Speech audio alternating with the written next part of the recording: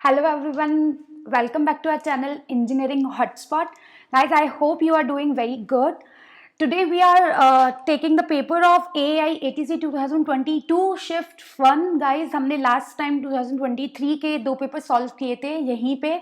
आप उन वीडियोस को हमारे चैनल पे जाके देख सकते हैं. हमारा चैनल है इंजीनियरिंग हॉटस्पॉट और ये एप्लीकेशन आपको गूगल प्ले और ऐप स्टोर दोनों पे अवेलेबल है गाइज, जिसपे आपको AAI ATC का पूरा कोर्स अवेलेबल होने वाला है. सो गाइज आज हम 2022 का पेपर सॉल्व कर रहे हैं. So let's begin the paper. The question number 1, general intelligence. Guys general intelligence का पेपर यहाँ पे सॉल्व किया जा रहा है, जिसे हम रीजनिंग भी कहते हैं. और आई एम वृंदल्या and you're taking class of general intelligence. Let's begin it. 7 friends G, H, I, J, K, L and M are sitting around a circular table facing away from the center. So let's make the diagram first. Right? Okay. Let's keep it small थोड़ा सा, ताकि हम यहाँ details भी easily लिख पाएंगे. Right? So what it is saying, 7 members are there, right? ठीक है. Now J is sitting fourth to, और इनका जो फेस है वो सेंटर में है. So हमारा जो राइट होगा this and left, right and left, right and left, right and left, then right and left, right and left, right and left. Okay, so he's saying J is sitting fourth to the left of G. So we consider G is here, 4 to the left. J is sitting fourth to the left of G. 1, 2, 3 and 4. So J would be here. K is sitting immediately to the left of J. J के left में K है यहाँ पे immediately. K is sitting immediately to the left of J and immediately to the right of M. M is here. L and G are neighbors of H. L, guys it's very simple. इसने कहा है, मैं आपको continue समझा भी देती हूँ. ठीक है. J is sitting fourth to the G. G हमने यहाँ पे बनाया है, उसका left would be this and right would be this. जब हम डायरेक्शंस वाली टॉपिक को डिस्कस करेंगे तो मैं आपको बहुत अच्छे से समझाऊंगी कि कैसे हमें इनका लेफ्ट और राइट बहुत इजीली याद रखना है. अभी मैंने यहाँ पे लिखे हैं एक एक लेफ्ट और राइट, मैंने एक एक बार लिखती गई हूँ जो मैंने हर उस पर लिखे हैं, बट ये हमें एग्जाम में जरूरत नहीं पड़ेगी. जब हम इस सीरीज को डिस्कस करेंगे तब I let you know. He is saying J is sitting 4 to the left of G. अगर मैंने यहाँ पे G लिखा है और इसका लेफ्ट ये है तो 1, 2, 3, 4. 4 would be J, right? K is sitting immediately to the left of J. J के जस्ट लेफ्ट में बैठा है K, तो इसका लेफ्ट था ये वाला जिसमें हमने K को बिठा दिया. And immediately to the right of M. M के जस्ट बाद में K है और J के जस्ट लेफ्ट में भी K है. तो इस तरह से ये वाला सीक्वेंस हो गया. Then L and G are neighbors of H. G हमारे पास मेंशन है, ये कह रहा है कि ये H का नेबर है, तो H ऑफ कोर्स यहाँ आएगा और L भी इसका नेबर है तो L इस तरफ आएगा. Who is sitting second to the M, left of M? ये पूछ रहा है इसके लेफ्ट में सेकंड नंबर पे कौन बैठा है. So guys this is the answer H, right? I hope this is very simple question, nothing about to worry. ठीक है. अब इसने सिंबल्स चेंज किए हैं गाइज, हम उसको पहले मेंशन करते हैं. 13, 10, 6 एंड 5. अब इनके सिंबल्स हम रिप्लेस करेंगे. माइनस को इसने कहा है प्लस, डिवाइड को इसने कहा है इनटू और इनटू को इसने कहा है डिवाइड, राइट? अब इस इक्वेशन का जो हमें सॉल्यूशन है वो निकालना है, तो अभी हम इसको करते हैं 13 plus 10, 23 into 6 divide by 5. Just a minute. Minus, plus, divide, multiplication. So let's BODMAS.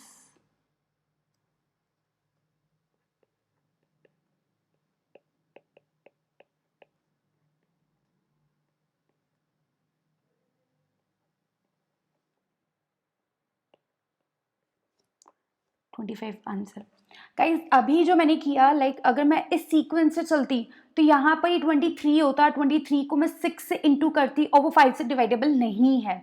So what I did, I did this कि मैंने इसको इंटू करके फिर इसको डिवाइड किया. अगर हम हमारा बॉडमास फॉर्मूला भी यूज करते हैं तो पहले डिवाइड होना चाहिए था, जो भी यहाँ पॉसिबल नहीं था, राइट? तो मैंने पहले मल्टीप्लाई किया, फिर डिवाइड किया एंड फिर प्लस किया. So this is the answer. कभी कभी हमारा बॉडमास इन तरह के क्वेश्चंस में मतलब एप्लीकेबल नहीं होता कई बार, तो ये right to left to right भी पूरा इक्वेशन जो है वो जाता है. सो इट डिपेंड्स, हमें हमारा आंसर निकालना था और उन दोनों तरीकों से आंसर नहीं आ रहा था, है ना? ठीक है. So third question, in this question, two statements are followed by two conclusions. Number one and second. Find out which conclusions is true based on the given statements. ये statement conclusion वाली series से हमारा आया है. And let's discuss. Guys, ये वाला जो question होता है इसको समझना है हमें. R is greater than S, right? S is greater than T. R is greater than S is greater than T is greater than W, comma, W is greater than U is less than M. ठीक है, ये आपको guys पता ही होगा, greater than और less than का symbol होता है. बट ये क्या है यहाँ, ये क्या है, इसका मतलब होता है इधर ग्रेटर देन और लेस देन और इधर इक्वल टू. मतलब ये दोनों सिंबल्स को यहाँ यूज कर रहा है. इसका मतलब S is equal to T भी हो सकता है, T is equal to W and W is equal to U. हमारी ये इक्वेशन भी बन सकती है और ये भी बन सकती है. मतलब इस सिंबल का मतलब ये होता है कि दोनों सिंबल्स इसके साथ एक साथ यूज हुए हुए हैं. तो ये थोड़ा सा हमें कंफ्यूज करने के लिए दिया हुआ होता है, बाकी इसमें कुछ भी नहीं है. अब ये पूछ रहा है कि statement 1 U greater than sorry S greater then U. तो अब हम यहाँ पे फाइंड आउट करेंगे. S को बोला है कि S greater than from U is there. अब अगर हम इसको समझे कि U से बड़ा कौन है W, W से बड़ा कौन है T से बड़ा कौन है S, तो डेफिनेटली S U से बड़ा हुआ. तो ये स्टेटमेंट ठीक है इसका. अब ये बोल रहा है U is equal to S is equal to U, right? तो अब हमने जो दूसरा स्टेटमेंट यहाँ पे निकाला था तो उसके according S is equal to T, W and U ये सब आपस में बराबर है, तो ये स्टेटमेंट भी हमारा क्या होगा, राइट होगा. ठीक है. So both conclusion 1 and 2 are true, but guys इस symbol का मतलब ये भी होता है कि या तो either this will be right or this. दोनों statement साथ में सही नहीं हो सकता. It's very simple. For example कि names मान लेते हैं कि suppose this is Sham, this is Tina, this is William. ठीक है. So ये कह रहा है कि U छोटा है S से. S जो है, S को बोला श्याम, U को बोला उमेश. ठीक है. श्याम जो है बड़ा है उमेश से और इधर ये कह रहा है श्याम और उमेश बराबर है. तो या तो ये सही हो सकता है या ये सही हो सकता है, दोनों सही नहीं हो सकते ना. और इस सिंबल का मतलब है कि ये भी सही है और ये भी सही है. Both conclusions 1 and 2 are true. ठीक है. नो, इधर कंक्लूजन 1 और इधर conclusion 2 second is true. This is the right answer guys, क्योंकि उसका मतलब ही और होता है उस सिंबल का जो अभी हमने पढ़ा यहाँ पर.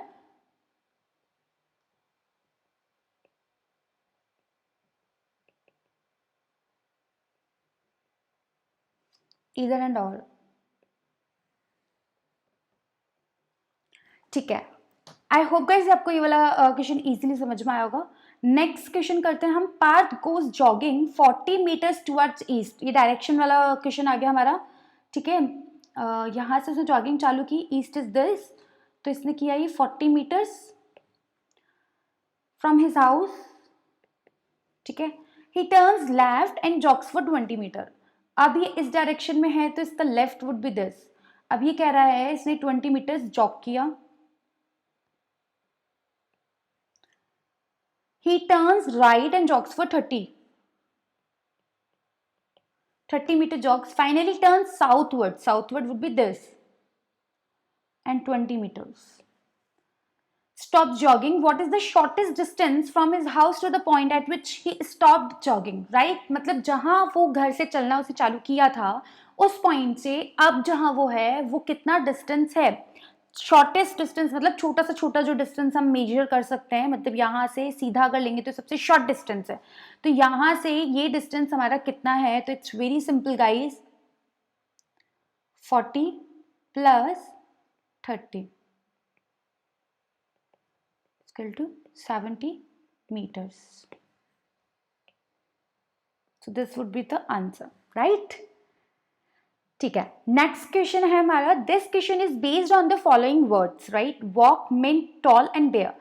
If the first letter of each word is removed, मतलब WMTB, which of the following will form new meaningful English words? Let's do this, guys. It's walk, then it's mint, and it's tall, and it's bear, right? अब ये कह रहा है कि अगर हम first letter सबका कट करते तो no, INT no, ALL all, ARER, तो these two are the right answer. ठीक है, तो हमारा जो आंसर होगा वो होगा टॉल एंड बेयर, क्योंकि गाइस वॉक में से अगर आप W हटाते हैं तो ALK is not a word, MINT में M हटा दिया तो INT is not a word, TALL मतलब ऑल बचता है, इट्स अ वर्ड. बेयर में से B हटाया, R is also a word, so all and R is right. तो हमारा टॉल एंड बेयर जो वर्ड है उन्हीं के फर्स्ट लेटर हटाने से हमारा मीनिंगफुल वर्ड क्रिएट होगा. Rahul is the Neiphiu of Nilesh. Okay, again blood relation. Guys blood relation का हमने डिटेल जो टॉपिक है वो हमने अपलोड कर दिया इंजीनियरिंग हॉटस्पॉट पे, आप उसे चेक कर सकते हैं. बहुत ही इजी तरीके से उसमें बहुत सारे हमने क्वेश्चंस भी एड ऑन किए हैं समझाने के लिए. Just go through that video and just let me know in the comment box वो आपको समझ में आया या नहीं. एंड ये उसी में से एक क्वेश्चन है, let's solve this. Rahul is the Neiphiu of Nilesh, he is Nilesh. ठीक है, ये कह रहा है कि इसका नेफ्यू मतलब भाई का, इसका कोई भाई है, उसका बच्चा, राहुल. ठीक है, and he is also a male of course. Nilesh mother is Rita.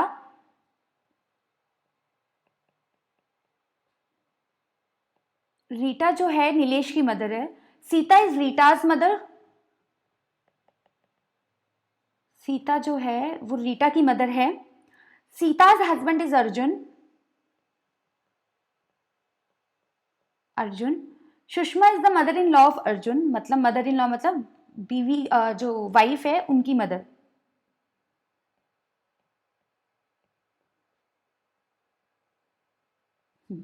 Okay, so let's minimalize the diagram first. Cool.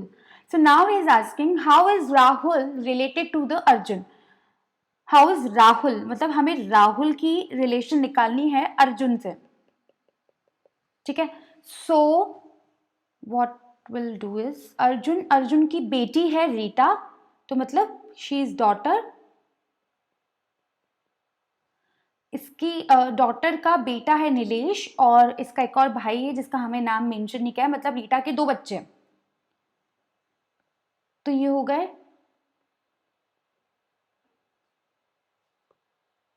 Grandson, and ये राहुल है उनका बेटा, तो great grandson.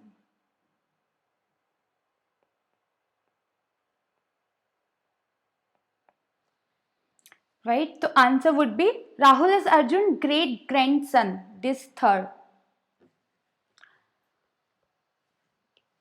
Refer to the following letter, number, symbol series and answer the question that follows. Okay, इन्होंने ये number series दे रखी है यहाँ पे. अब हमें क्वेश्चन क्या कर रहा है, which of the given options is the seventh element of the right of B?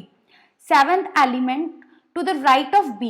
अब यहाँ पे right इसमें मेंशन कर रखा है this and left is this. तो यहाँ सबसे पहले तो हमें B फाइंड आउट करना है इस पूरी लाइन में. B is here. ठीक है, B is this. अब ये पूछ रहा है कि seventh element to the right of B. Right मतलब दिस डायरेक्शन. ठीक है, तो अब हम फाइंड आउट करते हैं. 1 2 3 4 5 6 7, तो that would be the answer of course. Guys देखो कितना मतलब रैंकिंग का था ये क्वेश्चन, बट कितना ज़्यादा इजी था. आप लोगों की रीजनिंग बहुत ईजी आती है गाइस कंपैरेटिवली दूसरे एग्जाम्स के, तो आपको मतलब बहुत अच्छे से मेहनत करनी है. और आप सारे क्वेश्चंस, आपका एक भी क्वेश्चन गाइस, अगर आप मेरी रीजनिंग की सारी क्लासेस ले रहे हैं, जनरल इंटेलिजेंस की क्लासेस ले रहे हैं, तो बिलीव मी आपका AAI ATC का एक भी रीजनिंग का क्वेश्चन छूट नहीं सकता. आपको बस मेहनत करनी है, जितना हम पढ़ा रहे हैं उसे पढ़ना है, समझना है। और आपको कुछ भी इस वीडियो में या किसी भी वीडियो में समझ में नहीं आता है, आप कमेंट बॉक्स में कमेंट कर सकते हैं, आप पूछ सकते हैं, अपना क्वेश्चन, अपनी क्वेरीज पूछ सकते हैं।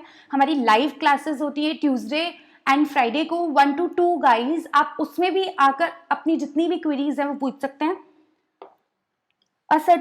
Let's do the question number 8, ठीक है। A certain number of people are sitting in a row. अब ये रो की बात करें, it means this facing north, मतलब इस तरफ फेस है, ये लेफ्ट होगा, ये राइट होगा। अब हम इसको एक बार ड्रॉ कर लेते हैं, ठीक है। Facing north,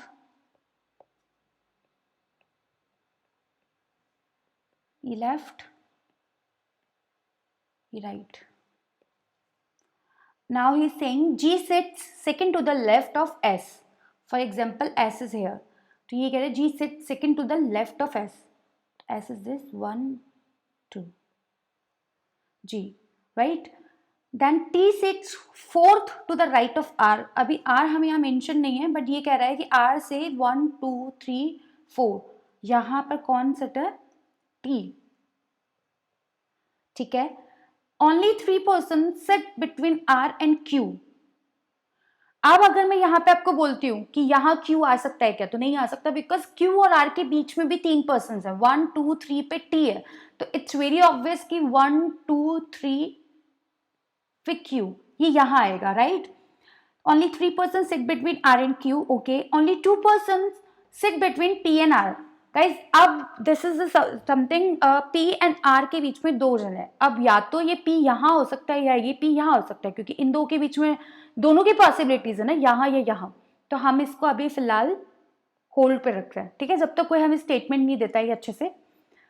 S sits third to the left of Q. Okay, अब इसने S और Q के बिटवीन में 2 लोगों को रखा है। तो अब इस इक्वेशन को पूरे को उठाकर हम यहां रख सकते हैं, right. And what they are saying now, if no other person is sitting in the row, what is the total number of person seated? Okay, so this is 1, this is 2, 3, 4, 5, 6, 7, 8, 9, 10, 11, 12, 13 and 14. Okay, so answer would be 14 people. This is very, very simple, guys. 5 girls are sitting in a row facing north. Again direction series से north, ठीक है। Again this is left and this would be right, ठीक है। Bharti is not adjacent to Rani, ठीक है। अब ये कह रहा है कि पहले हम इसकी चीजों को समझते हैं। टू रानी एंड अमिता, मतलब भारती के पास में ना तो रानी बैठ सकती है ना अमिता बैठ सकती है। Okay, Kirti is not adjacent to Rani, Kirti Rani के पास नहीं बैठ सकती, ठीक है। Bharti is adjacent to Rama. अब मैं मानती हूं कि एक मिनट, यहां रमा बैठ सकती है। Rama is in the middle of the row. अब गाइस इसने कहा था इसके पास 5 लोग हैं, 1, 2, 3, 4 एंड 5, ठीक है। मिडिल हो गई हमारी रमा। अब इसने कहा कि भारती रमा के पास में है, बिल्कुल। अब हो सकता है भारती यहां बैठे और हो सकता है भारती यहां बैठे, तो हमें एक बार के लिए इसको कहीं भी बिठा देता है, क्योंकि इसने डायरेक्शन नहीं दे रखा, ठीक है। हम दोनों जगह भी ट्राई कर सकते हैं, बट इस वाले सवाल में आप इसको कहीं भी रख दो। भारती को रमा के पास बिठाना था, हमने बिठा दिया। Rama is the middle of the row, ठीक है। अब इसने कहा था कि रानी और अमिता भारती के पास नहीं बैठ सकती, कूल है, तो भारती के पास नहीं बैठ सकती तो यहां बैठ जाएगी, ठीक है। अब बच्चे कौन? कीर्ति के लिए कहा था कि वो रानी के पास नहीं बैठेगी, तो रानी के पास तो वैसे भी जगह नहीं है, अब इसको हम भारती के पास ही बिठाएंगे। Now what they are asking, Kirti is adjacent to whom out of the following? Of course Bharti. अब अगर यही चीज आपने भारती को यहां रखा होता तो ऑफकोर्स रानी और अमिता यहां आ जाते और कीर्ति यहां आती, तो भी भारती ही कीर्ति के पास आती। तो आप भारती को चाहे यहां रखते चाहे यहां रखते, वो आती कीर्ति के पास ही, तो आंसर वुड बी भारती। ठीक है, बस हमें कुछ नहीं करना है गाइज, इन क्वेश्चंस को आप बिल्कुल धीरे धीरे आराम से पढ़ते जाओ, इसको लिखते जाओ, पढ़ते जाओ, लिखते जाओ। और एक बार अगर आपको लगता है कि हो सकता है आप गलत कहीं पे अटके हो, तो उसको वहां पे साइड में, जैसे आपने देखा होगा मैं यहाँ पे साइड में लिख देती हूँ। अब अगर मैं इसको डायरेक्ट क्वेश्चन में लिखती जाऊंगी तो हो सकता है मुझे बहुत सारी चीजें इरेज करनी पड़े, इधर से उधर रखनी पड़े। जैसे पहले भी मैंने करा था कि क्यू आर और टी का ये इक्वेशन नीचे बना लिया था, फिर इसको मैंने रिप्लेस कर दिया। ठीक है, तो हमें ये चीजें ऐसे करनी चाहिए, मतलब इसको साइड में लिख लो, ये नोट्स है, एक ही नोट्स है, इसको डायरेक्ट हमें डालना जरूरी नहीं है। या फिर आप ऐसा कर सकते हो कि जब तक आपको कोई एक सर्टेन सिचुएशन जैसे रमा मिडिल में थी वो ना मिल जाए, तब तक आप उसे पढ़ते जाओ। फिर रमा मिलने के बाद आप वापस से उसको पढ़ो, तो क्या होता है, इससे फिर टाइम वेस्ट होता है। हमारे पास बहुत कम टाइम होता है एग्जाम में, और हमको टाइम बचाना है, इसलिए हम इसको साइड में लिखते जाएंगे ताकि कोई गलती होगी ही नहीं। ठीक है, तो now 10th question guys, 15 questions आपके जीआई के इसके अंदर आते हैं। तो अभी हम 10th क्वेश्चन पे 2022 के फर्स्ट शिफ्ट का पेपर है हमारे, इसमें 3 शिफ्ट के पेपर हैं। 7 persons ABCDEFG are sitting around a circle for playing cards facing towards the center. Again 7, ये तीसरा क्वेश्चन आई थिंक। ठीक है, अब सेंटर में फेसिंग है, वही अगेन हो गया हमारा लेफ्ट राइट। ये मैं अभी लिख रही हूं।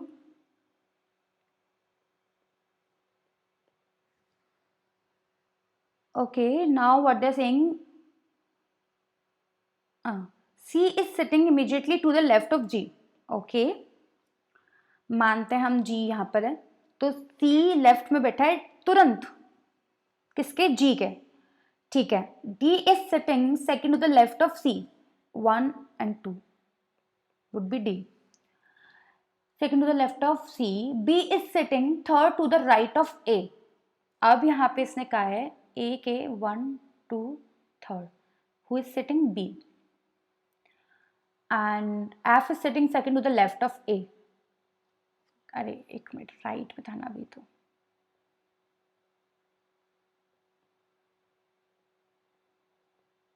ठीक है, अब हमें यहाँ पर 1 2 3 4 जो प्लेसेस है वो खाली है। तो अब हमें देखना है ऐसी कोई जगह है जहाँ पे ए सबसे पहले हम मेंशन कर सके। तो अगर मैं ए को यहाँ मेंशन करती हूँ तो इसके सेकंड लेफ्ट में यहाँ पे एफ आना चाहिए, तो ए यहाँ मेंशन नहीं हो सकता। अब मैं कहूँ कि यहाँ मैं ए मेंशन करूँ तो सेकंड लेफ्ट में यहाँ ऑलरेडी जी है, तो यहाँ नहीं आ सकता। अब मैं बोलूँ कि ए यहाँ मेंशन करना है और सेकंड लेफ्ट में एफ आ सकता है, दैट्स ठीक है, ये वाला तो हो गया। बट इसके थर्ड में बी भी आना चाहिए राइट में, तो 1 2 3 यहाँ बी नहीं आ सकता। तो इन तीनों जगहों पे ए तो मेंशन नहीं हो सकता। ए कहाँ आएगा हमारा गाइज, यहाँ। अब देखते हैं second left, left means this, तो यहाँ एफ हो गया। एंड इसने कहा कि थर्ड राइट 1 2 3, ये हो गया बी। अब हमारे पास क्या बचा है, A B C D E, right. This is the diagram of the question. और हम गलती गाइस मेन सिर्फ इतनी करते हैं कि हमारा अगर डायग्राम गलत है ना तो आंसर कभी सही आ ही नहीं सकता है। तो डायग्राम सही होना बहुत इंपॉर्टेंट है, और ये आपको प्रैक्टिस के साथ ज्यादा अच्छे से आएगा। अब what they are asking, who is sitting third to the right of C, C is here, right is there, third 1 2 and third means E, right.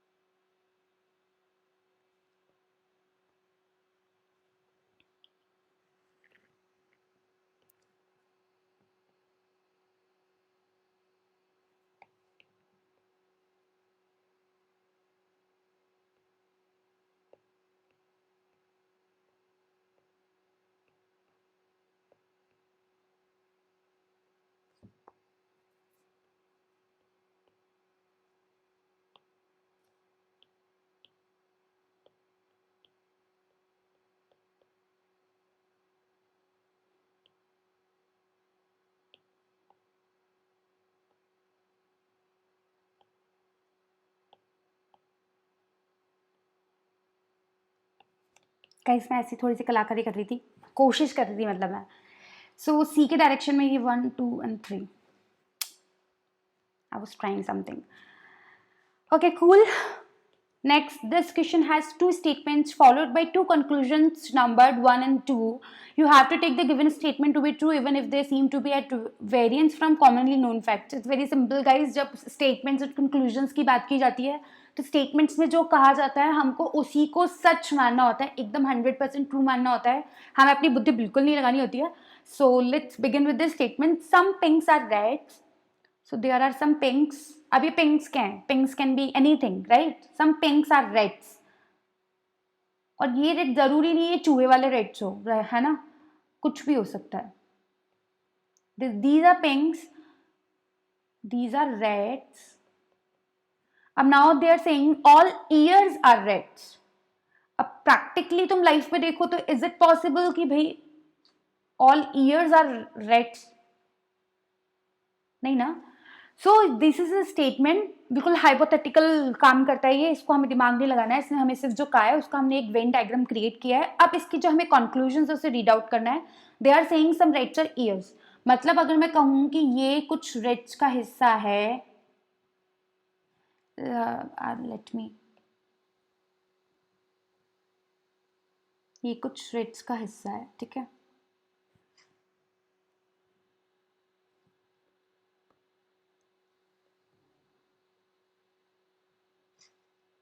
What's happening?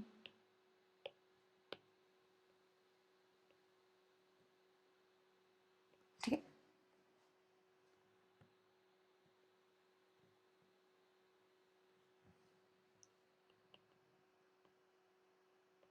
Okay, so this is some reds. Some reds are ears. So is that correct? We can say yes, can be. Some reds are pinks. ये कह रहा है कि some reds are pinks. So is that correct? So yes, we can say this is correct. So answer would be only conclusion 1 follows, both conclusions 1 and 2 follows, neither of course guys this. हमारे दोनों conclusion सही आ रहे हैं. आप यहाँ पर देखेंगे कि इसने कहा सम रेड्स और ईयर्स. अब हम कह सकते हैं मैम सारे रेड्स ईयर्स हैं, सारे रेड्स ईयर्स हैं, एग्री, बट ये पूछ रहे क्या कुछ रेड्स ईयर्स हैं. तो ये जो रेड्स हैं वो ऑफ कोर्स सबके सब कैटेगरी में आ रहे हैं ईयर्स के, ठीक है. तो ये कुछ रेड्स ईयर्स होंगे, हाँ होंगे. सम रेड्स और पिंक्स, ये कह रहे हैं कुछ रेड्स जो हैं वो क्या पिंक हो सकते हैं, तो हाँ हो सकते हैं, ठीक है. Read the given information and answer the question that follows in a certain code language. Guys ये कोड डिकोड का क्वेश्चन है जिसे हम यहाँ पे बहुत सिंपल, गाइज ये इतना सिंपल आता है ना, आप लिखते लिखते ही आपको इसका आंसर मिल जाएगा. स्टैंड टॉल, ठीक है. ये कैसे लिखा है इन्होंने, text opt ref. Now this sorry, height, tall, rough. So what they have written, this ref re. Now they have written drop, sit, wait, and it is an opt des con, right?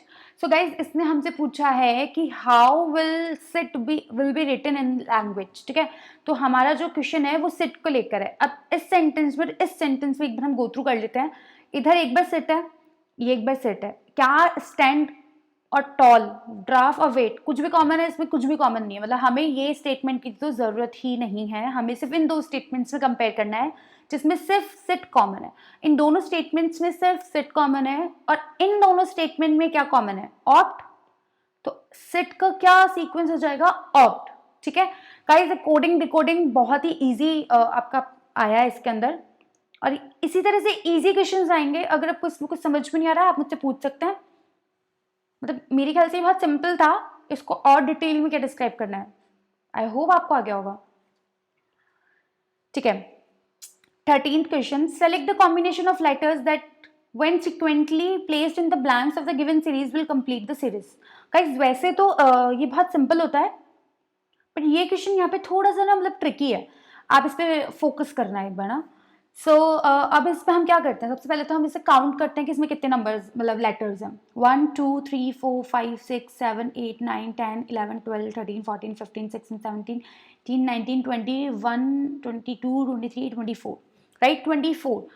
और इसके ये जो इसमें दे रखा है इसके according यहाँ पे 2 लेटर्स आएंगे, ठीक है. तो 25 हो गया. तो अब अगर ये 25 है तो हम मान के चलते हैं कि हम 5 के जो पेयर्स हैं उसे क्रिएट करेंगे, ठीक है. 1 2 3 4 5 1 2 3 4 5 1 2 3 4. जस्ट अ मिनट, इसके बीच में शायद 2 है, राइट. तो हम यहाँ लिख लेते हैं, इसको एक बार मेंशन कर देती हूँ मैं. P dash O dash M dash V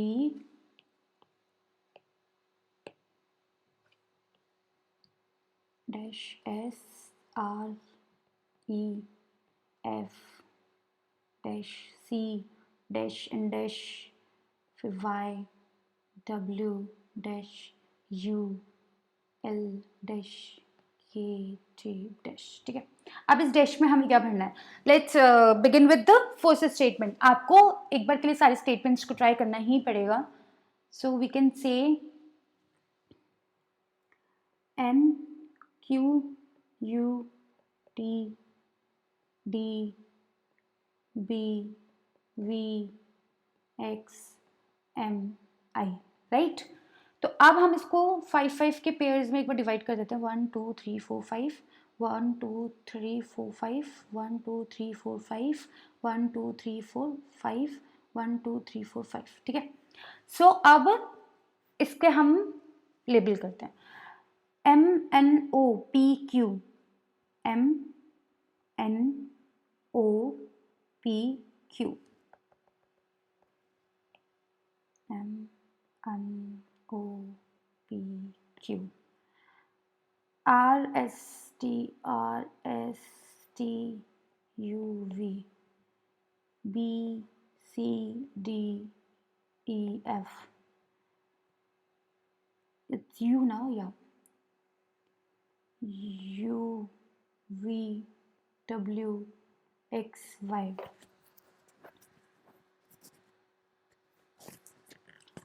N J K L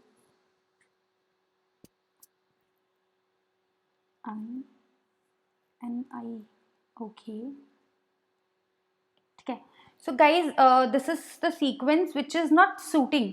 अगर हम इसको देखें तो ये 1 3 5 2 4 4 5 3 2 1 1 2 3 4 5 मतलब 4 5 4 5 2 5. This is not the correct answer. This can not be correct answer, right. तो अब हम क्या करेंगे, इसको will erase it.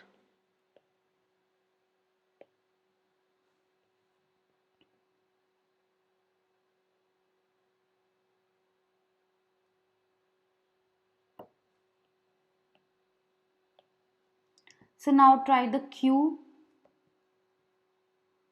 N U T D B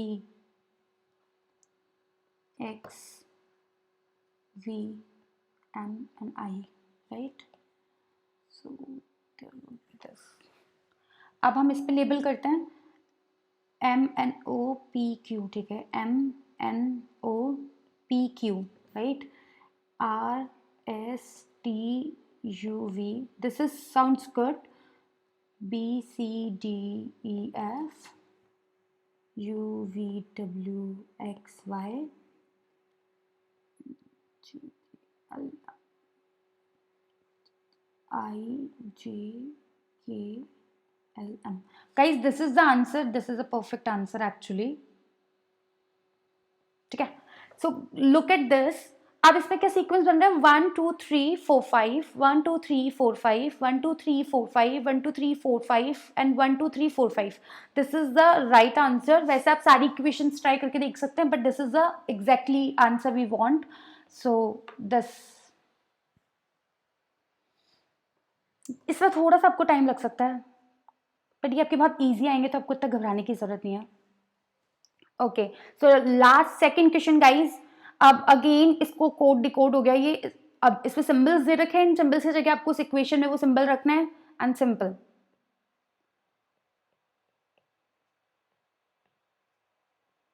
ठीक है. अब डिवाइड मीन्स है यहाँ पे into, minus, multiply means minus, plus means divide, right. तो इसे हम यहीं पे कट कर देते हैं. तो 4 माइनस डिवाइड बाय 7, तो 4 minus 4 is equal to 0 answer. Simple it is. In a certain code language, 4 is coded as 7912, from is coded this, and what will be the code of M in the given code language? Guys, code decode में भी ना simple और थोड़ा tough दोनों तरीके के आते हैं. Although आपके सब्जेक्ट में बहुत ही easy से क्वेश्चंस हैं, अब ये तो बहुत ही ज़्यादा easy था. Like what they have said 7912, हमें इसमें दिमाग लगाना ही नहीं है.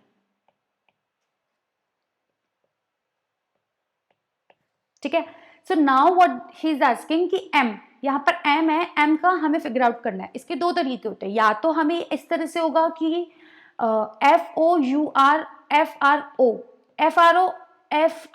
मतलब FRO, ये तीन इसमें कॉमन है और ये तीन इसमें कॉमन है. तो कॉमन कॉमन को अगर हम काट देते हैं तो हमारा जो बिल्कुल अनकॉमन सा है उसका हमारा आंसर आ जाता है. ठीक है. सो व्हाट वी कैन से, या तो ये होता है या फिर होता है इसमें, जैसे F हमारा 6 नंबर पे है, तो इसको हम पहले नंबरिंग करेंगे, इनके जो अल्फाबेट्स के नंबर है, फिर उनके साथ हम प्ले करेंगे, उसके अकॉर्डिंग हम देखेंगे कि इसमें क्या सीक्वेंस है, फिर इसमें क्या सीक्वेंस है.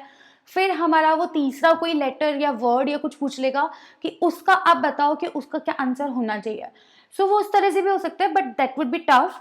अभी यहाँ पे बहुत ईजी सा क्वेश्चन किया है आप लोगों से, हम ईजी सी बात करते हैं. अब इसके अंदर F and F, R and R, O and O, these three letters are common letters, right? तो नीचे numbers भी 3 common numbers होने चाहिए.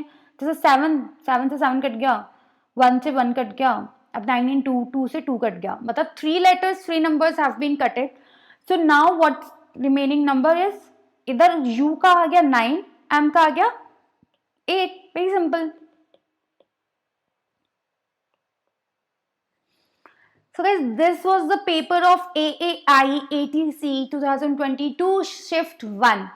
So हमने यहाँ पे जनरल इंटेलिजेंस के 15 क्वेश्चन सॉल्व किए हैं guys, which was very easy.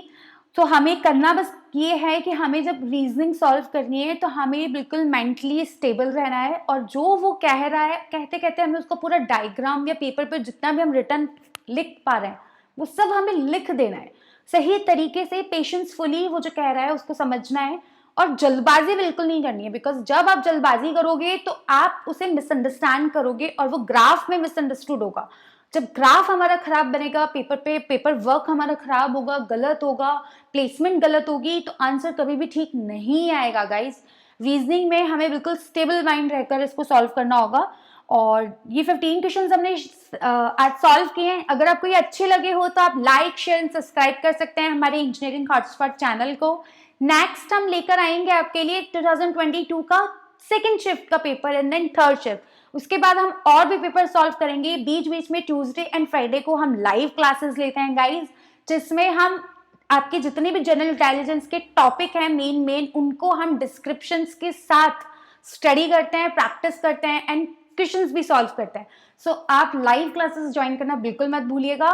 Tuesday and Friday 1 to 2 PM मतलब मैं आपके साथ अवेलेबल रहूंगी. I am Vrinda Haldia. Thanks to you for watching my video. Tata.